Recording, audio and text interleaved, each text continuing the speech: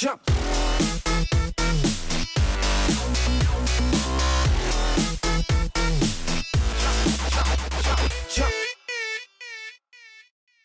So as I said yesterday, here it is. I want to show you guys my new mini 3x5x5.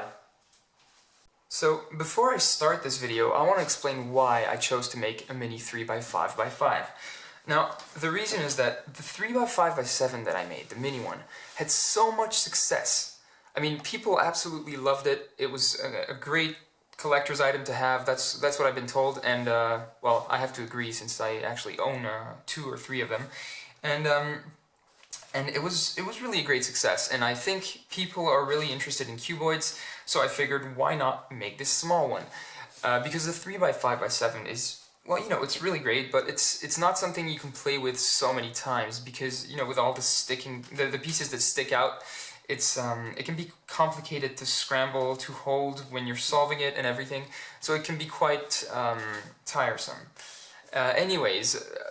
So the thing is, well, I have a 3x3, so I might as well compare it in size. It's a bit smaller than a 3x3. It's just 10mm to a QB. So here it would be 1 QB and a half. Here it would be 2 QBs and a half. Anyways, so yeah. So I think this one is something that I should have done a long time ago, because this is something that can be played with much more than the 3x5x7 that I made. So let me show you how it turns. So first of all, spinning along this axis is really great. Same here, obviously. It actually spins better than the 3x5x7. On this axis, same thing. It's really great, very smooth. And on the last axis, well, it's probably going to be the same thing. This is the first test run, seriously. I haven't tried it yet, so I can't tell you. Yeah, it spins really great. This is straight out of the box. I mean, I just dyed the pieces and assembled it. I didn't even try it. I didn't have time to. Maybe I did one face move or something, but I really didn't have time to do anything. So yeah, first impressions right now. So honestly, I really like it. In my opinion, it's better than my 3x5x7. Turning is great. Jumbling is great. I mean, shapeshifting is great. This is what it looks like after 3 or 4 moves. I didn't even count them. So it was 1 move. What did I do? 2 moves. 3 moves and 4. So that was after 4 moves. Let's see if I can do a checkerboard pattern on this puzzle, since patterns are always appreciated in videos, in puzzle videos. I think it's going to look quite swell. Let's see. I tried corner cutting. It works. Let's see that again. Definitely works. This is really great. I mean, it's really a fun puzzle. I think I'm going to play with this one more than my 3x5x7, definitely. This one spins much better, it's more stable, it's great. Now, there is one thing though. I'm going to be honest with you. There is one slight mistake that I made.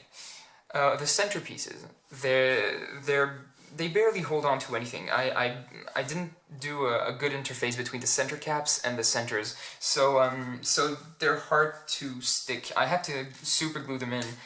Oh, I've got my first pop right there. So yeah, it can pop. These pieces, if you move it around too much, I don't know, they can just pop sometimes.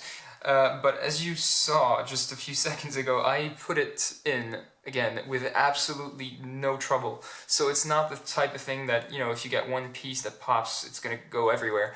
Yeah, it's not gonna happen that way. So it's not really a problem, to be honest. So yeah, as I was saying, those center caps, they're super glued on. I don't really like this, so I'm not gonna sell it yet. I am gonna make a second version. Oh, that's a pretty cool pattern. Anyways, I am going to make a second version of the centers only. I'm not going to change the rest of the mechanism because it's really fun to play with, and it seems quite nice, quite smooth, and very tight, perfect.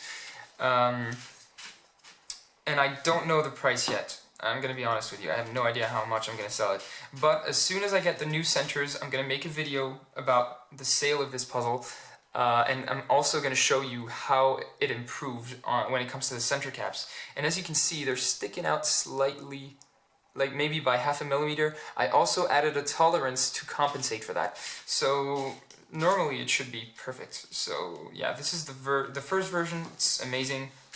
It's really cool. It actually spins really, really well. Very smooth. It cuts corners, although I wouldn't recommend it at all, since, you know, I've had a small pop earlier.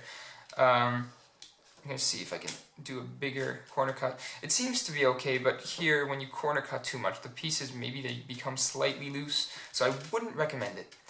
Nevertheless, it's a great puzzle, and I'm eager to show you the second version, and hopefully get a 3D printed puzzle to you for quite cheap.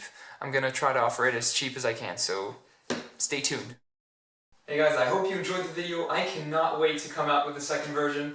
If you liked it, feel free to subscribe to my YouTube channel and like my social networks, and I'll see you in the next video.